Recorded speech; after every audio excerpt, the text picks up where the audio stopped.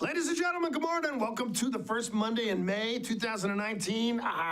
Summer is upon us. Apple blossom's over. That's kind of sad for some, but not too bad for others. But this is, it's all uphill from here. Great weather. And the weather report, same as yesterday, folks, but hotter. That's what it's going to be. But hey, thanks for being here. Appreciate it. Hey, got a good show, got a good guest for you today. Really proud to have this gentleman here today. But just a couple things beforehand. Now, in honor of our guest today, I'm going to tell a couple stories from when I used to be a police officer back, a few years ago. And there was one time I stopped the guy for speeding, and I'm looking at his license, and I see that he's required to wear, prescriptive lenses, corrective eyewear. And I say, sir, you're not wearing your glasses. He looked at me and said, well, officer, I have contacts. I said, look, buddy, I don't care who you know. I'm still writing you a ticket. Okay, and then another time, I stopped the guy. It was an equipment violation. I pulled him over and said, sir, do you know you have a broken taillight? And he says, no, I wasn't aware of that. And his wife's sitting next to him, and his wife goes, Herbert, you've known about that broken light for a week. And he looks at her and says, look, just be quiet. And I say to her, him, well, sir, I also noticed that when I came up, you weren't wearing your seatbelt. He said, oh, officer, I took it off so I could give him my wallet. And his wife said, Herbert, why are you lying? He said, you never wear your seatbelt. And he looked at her and said, look, lady, just shut up. And I said, ma'am, does he always talk to you that way? And she said, no, only when he's drunk. Okay, Street Talk and other stuff. Maddog Magnotti. We got a great show, but got to take a quick break. But stick around. We will be right back.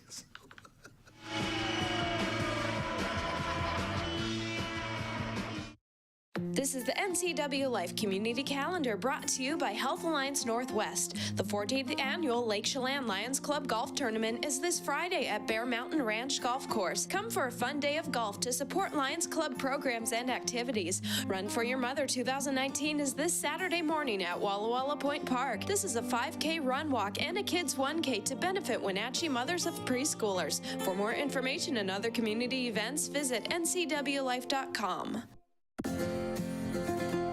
At Local Myth Pizza, we believe in real food, freshly prepared with only premium ingredients. Our cheeses are imported from Italy. Our sauces, dressings, and even our sausages are made in-house, fresh daily. Featuring Northwest craft beers and 30 Chelan Valley wines and ciders. Family fun and amazing food. Eat local, drink local, and be local at Local Myth Pizza. Come see why Sunset Magazine says you can't beat Local Myth Pizza.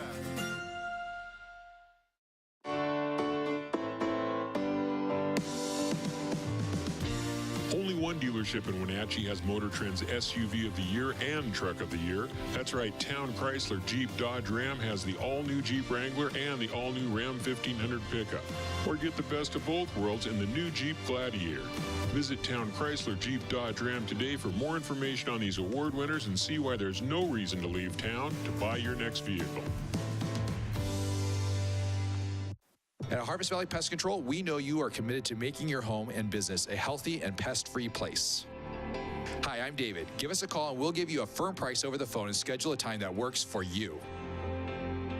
We will do an in-depth 30-point healthy home or business inspection and craft a customized plan of action designed specifically for your pest issue.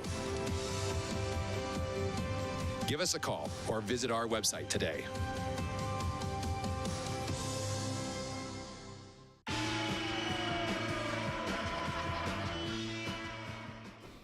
Okay, we're back, and hey, as you can see, I'm very proud to have someone who I'm also proud to call a friend and someone I've worked with in the past, Chief Steve Crown, right? Chief of the Wenatchee Police Department. Great guy, you really are, Always thought the world of you. I was really glad you made chief. I thought the other two applicants that ran at the time would have done a good job, but I thought you were the you were the stellar candidate. So. Well, you taught me everything what to do and not to do.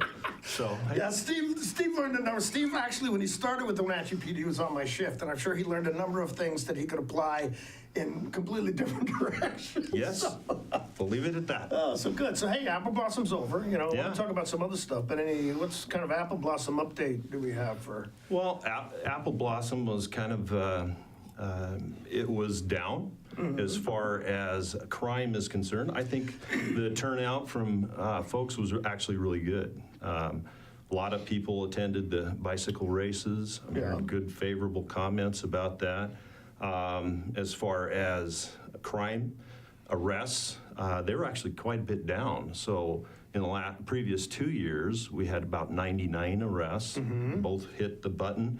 But this last weekend, there was only 40. Oh, cool. So, good. yeah, it was a great event and a lot of participation. Yeah, let's say it's quite a bit different. Back when I was, before you were hired by the Wenatchee PD, I was in detectives 90 and 91. Those 2 years, and these weren't even the craziest years. The craziest years were back in the 60s. But Yeah.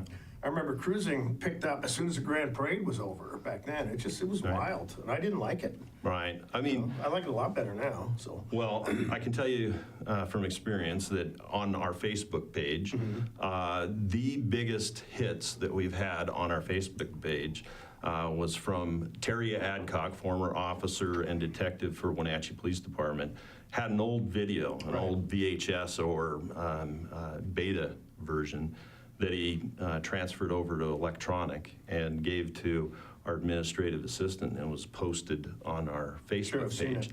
I mean, That was from 87, wasn't it? yeah. I mean, that was back in the days when, I was a high school age kid back then, and it was starkly different. Yeah. There's a lot more events nowadays. Keeps the entire family out and about, and it's changed quite a bit. Yeah. Well, a lot of people are telling me, it was a lot of fun. They missed the fun of the cruising. And yeah, I can understand that, but they didn't see the underside of it the way we did. And, the crap that came along with people coming in and basically almost trashing the town. So I like it better the way it is, to tell you the truth. Yeah, I remember those Sunday mornings looking like the zombie apocalypse shot from The Walking Dead and the carnage that was created. It was a big cleanup. A lot of the store owners, the businesses that ran on the avenue, they had a full day of cleanup. And today, it's much more family oriented. It's a really great event. Okay, so what's new with you? You just got back, maybe not just, but you went to the FBI Academy for a while. Right? FBI National Academy. The first question I generally get from the public is, are you now an FBI agent? No, I'm not an FBI Thank agent. God for that, okay? What I'm doing right now is, what the FBI National Academy is it is a leadership program, and it takes the 1% of all law enforcement gets to attend the academy. There's executives from all levels, lieutenants right on up to the chief of police. It is more leadership based, so people that are attending there have everything from critical incident training to media relations. Probably one of the best courses that I took was on media relations. And Did they do any public speaking training? Okay. Yes. Because I got a bone about this, but go ahead. Go ahead. Yeah. There was actually a fair amount of public speaking. Yeah. And in the media class, they actually had you stand up in front of a mock scenario in which your classmates pretend that they are. And I tell you what, when you get a bunch of cops in a room, you can come up with some pretty amazing, difficult questions to answer from the field, and it keeps you on your toes. Okay, well, the reason I ask that is that, I mean, public speaking is an incredibly important skill for anybody in any position, Right. particularly a public figure like yourself. And I used to teach it for the Criminal Justice Training Commission. You know how many cops took it over the years I took it? 4. Okay, all right, okay, I got that off my chest. No, it's. I don't care if you're talking to a church, you're talking to a school, or the school board. Yeah. There is a fair amount of public speaking that has to go into that. So, for a lieutenant that is just breaking into maybe being a captain, or possibly a captain that's considering being a chief, it's absolutely essential. Right. And so when you get that type of training, again, like I said, you're 1% of all law enforcement in the world that gets to attend this. Yeah. And I attended with, I think, 252 other students. Out of the 252, 26 of them came from other countries: Austria, Australia, New Zealand, Germany. Oh, interesting. Huh. So, I mean, it was very interesting to see the difference in what law enforcement's like, talking to those folks. You know, some of the countries don't have guns. It's amazing. Yeah, well, Great Britain, of course, long famous for that. Yeah. Well, I can tell you one story from Iceland. Iceland has it set up where they do have firearms inside their vehicle, but if they run into a possible use of force, they literally have to call up their supervisor back at the office and get the combination to the safe that's inside their vehicle to actually remove the gun. So they're slowly changing to the threat. Yeah. But I think that with our globalization that's happening and refugees that are coming from other different countries, I think there's a change in tactics that are being experienced. Yeah, well, I see the concern, but come on, you got to be practical about it. But, Sure. Okay, the stuff you learned, was it much stuff that you can actually apply here that you can use to integrate into, you know, municipal police work? Absolutely. You know, one of the classes that I took was executive leadership for law enforcement, and one of my assignments was to take a leadership challenge. And my leadership challenge was to start a school safety committee, which I've already started that before I left for the academy back in January. But what it did was help me focus on what's out there in relevant current law, as well as publications by the U.S. Secret Service, other entities across the nation. How are they dealing with school safety? And it kind of helped me focus the group. Cool, good. Yeah. Okay, well, what I wanted to talk today, and we've been talking about this, you and I emailing a little bit. This recent legislation that changes the statute of limitations for child sex crimes, okay? Give us a little bit of background on that, and then I want to talk about specifically what statute of limitations are and why they're in place. But go ahead, I'll give you the floor on this. So let's start with that first, Sure. the Okay. statute of limitations. So statute of limitations are really a timeline, a time limit, where a prosecutor can actually bring charges against a perpetrator who has committed a crime. Right. And so when you think of that, from the point that a time is committed to the point where somebody can be charged, if you don't hit that time limit, you don't get to charge that case. Okay, so if I shoplift from Safeway today, they can charge me for it for how long? 1 year, because it's a Okay, misdemeanor. because they figure it's not reasonable to continue to hold people responsible for stuff that happened a certain period of time ago. Okay, all right. Yeah, so the Senate Bill 5649 was specifically related to statute of limitations for sex offenses. And so Senator Dingra, who used to be a prosecutor for King County, was actually the bill's sponsor, and she primed the bill. There have been other bills similar to this that have gone through the legislature, but this was the first one that really got the traction that it needed to kind of push through both sides of the House and get the governor's signature. Okay. Okay, so why was this important to address this issue, to change statute of limitations? Well, okay, there are some crimes that had no statute of limitations. Well, there is one, which is... Murder, Right, yeah. okay. You commit a murder, they can come after you anytime after that, okay? But look, we still got a little bit of time before we take a break. But what was the prior situation with child sex crimes, okay? So Kind of break it down. You don't have to be exactly specific because people aren't going to remember. Sure. So the victim's birthday, 30th birthday, was kind of a top limit, as well as 10 years after the offense if it occurred before the 18th birthday. The crime was committed against the person. Okay. And so some of those changed and removed the statute of limitation. And those are some of the more heinous crimes involving rape of a child, rape first degree and second degree. Sure. And so those are some of the major changes. Okay, well, when I was in detectives, what I would do, if a woman came in and made a police report of being sexually assaulted, I could send it to the prosecutor's office and she could qualify for some free counseling. Sure. Now, women would come in, and even though it was past the statute of limitations, one specific woman probably was about 35, 36, and she just sat down and said, something happened to me when I was 12 years old. I thought I would get past it. I can't. What had happened was she'd been actually molested by her pastor the day she was being confirmed in her church. Okay, this happened up in the town of Tenasket, happened north of here.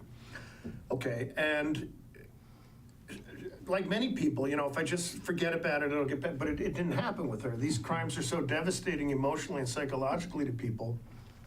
So even though she came in to report this, even though she was over 30 years old, we couldn't do anything about it criminally. In a situation like now with the law being changed, we actually could have gone after this gentleman, correct? That's correct. Okay. Yeah. All right, well, we're going to talk more about this in a minute, but we got to take a break. But again, my guest is Chief Steve Crown. We're talking about a number of different things today, but specifically about the changes in the laws regarding the statute of limitations for child sex crimes. But hey, street talk and other stuff. You stick around, we'll be right back. So.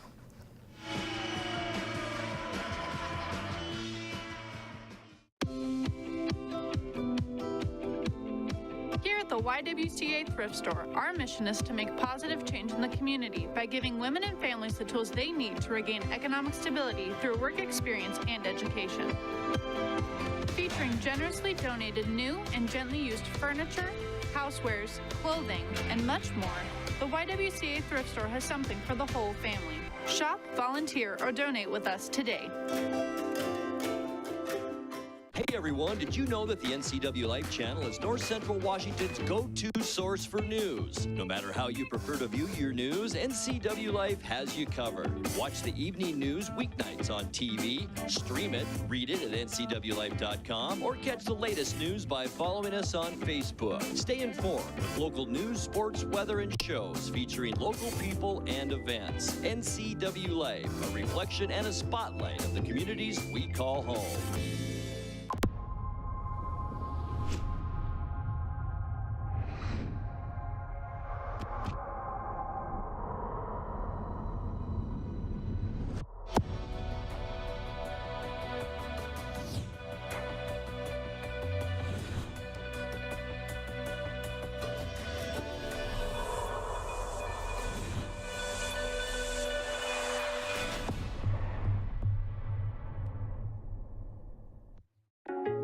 When it comes to accounting, we cover every aspect of it, from our comprehensive range of bookkeeping services designed to help your day-to-day business operations to our end-to-end tax service. From advice, planning, return preparation, and seminars, we offer you the best services with utmost professionalism, letting you focus solely on what you do best, managing your business. We offer solutions for success.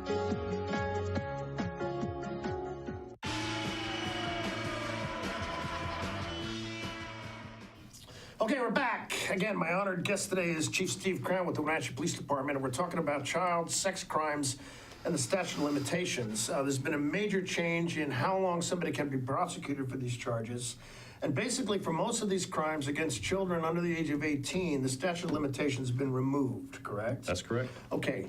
Now, why is this important? I mean, because somebody could be sitting here, and I know that people who oppose this bill were saying, oh, well, people should at some time are be able to get on with their lives, okay? Right. But why is it important that we don't have a statute of limitations, you know, for people who were sexually assaulted as children?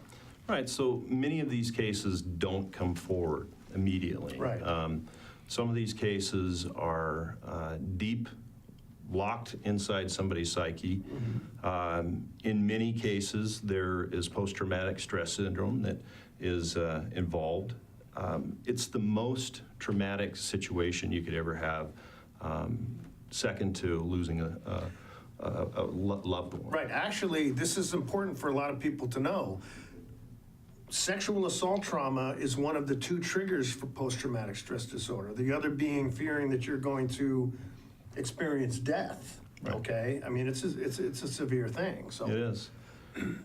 So the subject matter is at the crust of this. I mean, if you take a look at even with officers that investigate these type of crimes over and over again, cumulatively, an officer can get post-traumatic stress syndrome, Sure. having to live through the eyes of those victims. And you know, as the statistics that are out there, roughly, 170 or so officers die in the line of duty. But that number is paired in comparison to how many officers actually take their own lives. Right, right. And so that traumatic experience for the victim really does have an impact, and sometimes it's deep-rooted. It only comes out later in life when they've gotten some sort of help, or it's just cumulatively, they have to go back to get some help in order to get through it. Right, and something else that's important to know, that most of these cases where a child is sexually abused, it's occurring at the hands of somebody that the child knows and is often in a close relationship with. A father, stepfather, mom's boyfriend, a brother, Uncle Bob, and this increases the inability to disclose and talk about it because the child is being manipulated by power and control with an adult who they believe it isn't doing anything wrong, okay? Right. But the child feels the inherent sense of guilt, is troubled by it, and they can suffer from this trauma for years. Exactly. I mean, long time into their adulthood. I'm sorry, go ahead. Well, when you look at the victim and the path that they have to go through in order to even disclose, it can be a rough one. Yeah, And, major, big time. When we do get those cases, we take it very seriously. We know that it's not easy for this victim to come forth with this information. So we start with believing. Sure. And we move on with making them feel as comforted by us as anybody, and we just want to listen. And we tell victims right up front that not every case rises to the level of the legal scrutiny that has to be done in our court system. And sometimes these cases, unfortunately, don't get charged. Right. But like you were saying before too, is coming forth, if they haven't gotten some sort of help, we try and help and put them in touch with people that are going to help them. And so that's something that's very positive that comes out of reaching back for a victim and actually coming forth with their case. And starting with believing is essential because many people, again, because they're in a close relationship with the person who is doing this to them, feels they're violating some level of trust, and they're often told, okay, this is something special we're doing because you're my special little girl. To the other extreme, if you tell anybody about this, I'll kill your family. There's a lot of pressure on them not to be able to disclose. So if they do, even in an indirect way, if they're faced with some sort of disbelief or, not being accepted, they may just shut back down again. Sure. Yep. You've got to make sure the conditions are right for somebody to be able to come forth with something like that. And oftentimes family gets in the way too. I had a young man who was acting very inappropriately and being sexually assaulted to girls at his middle school. And I talked with him and I found out that he had been sexually molested by a cousin. Well, the family got in the way, made the kid recant because they didn't want to face the reality of having to deal with it. And I couldn't do anything. That kid is now on the sex offenders list, and I think he's registered at a level 1, whatever's the most serious. And I never wanted the kids to get in trouble per se. I wanted them to get the help they needed, so this wouldn't be a lifelong thing for them. So. Absolutely, yeah. Okay, so what other dynamic are we looking at that brings about the need to change these statute of limitations for these crimes? Well, I would say that with any legislation, you pick. It's usually a series of events, a series of crimes, or a series of misgivings by the legal system. And so generally what you end up with is some of those stories being compiled, going to a state senator or House of Representative, and relaying, hey, here's a problem in the system. Let's try and fix this problem. And I'm amazed at how many bills go through both sides of the House and the House of Representatives and the Senate. It's amazing because I belong to the Washington Association of Sheriffs and Police Chiefs, And I have 11 pages of new laws that we were just tracking. And so the amount of laws that have gone into effect or will soon go into effect are staggering. Every year our legislature gets together and they try to solve problems. Sometimes there's unintended consequences for bills that are brought forward, and luckily we have a system that works through those as well. Yeah. Okay, now how is the change in this laws affecting the training the officers who are actually going to be doing these sex crimes investigations? Sure, so everybody that has these type of cases in their queue, mostly detectives, have a specific set of training that they have to go through. And it's everything from interviewing children to dealing with major assaults. So that is going to be rolled right into that packet that every detective is going to have to go through. Yeah. And it's a legal update initially, but then rulemaking with a bill usually comes into effect, and then you're talking about maybe some changes to evidence collection. Sure. And some of the other components to building those cases in a solid manner that are going to bring forth those perpetrators. Yeah. Okay, so what?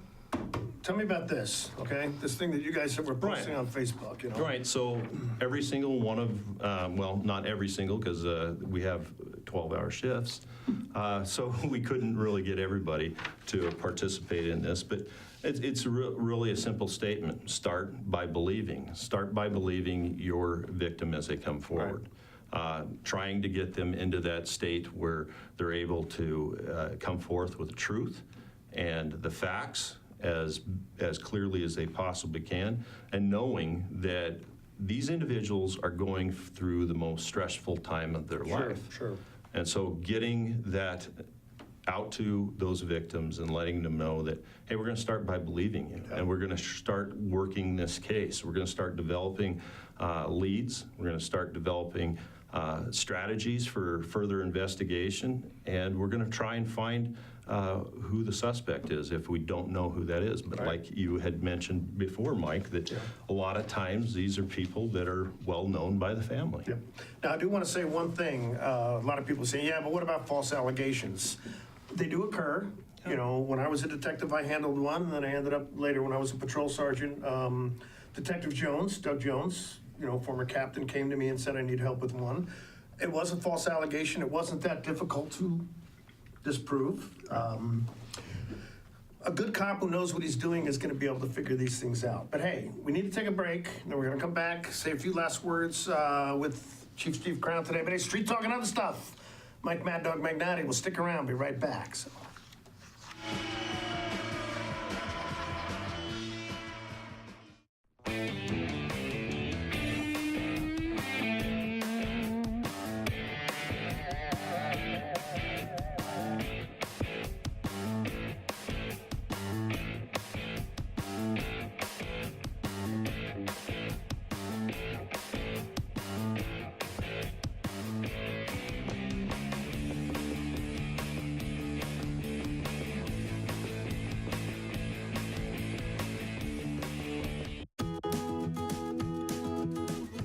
You don't have to be a member to enjoy the view and dine-in style at Highlander Bar and Grill in East Wenatchee.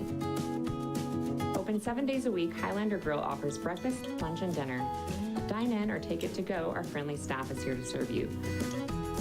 Reservations recommended for Friday night's prime rib dinner. Call for live music dates.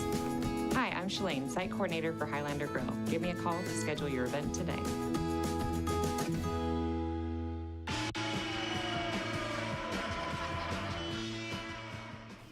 Okay, thanks for tuning back in. I appreciate you being here today. And again, my guest is Chief Steve Crown with the Wenatchee PD. Now, I want to say, look, if any of you are worried about the integrity and the character of the police department, I can honestly say I've worked with this man closely. I've known him for a long time. You can put your full trust and confidence in him. He is really one of the most quality human beings I've ever had the honor to know. And that's true. I'm not just greasing him. I never get in trouble. So I don't care what the chief of police thinks about me, so I'm telling the truth. But hey, Mike Maddog Magnotti, street talk and other stuff, stick around. We'll see you next week. Bye-bye.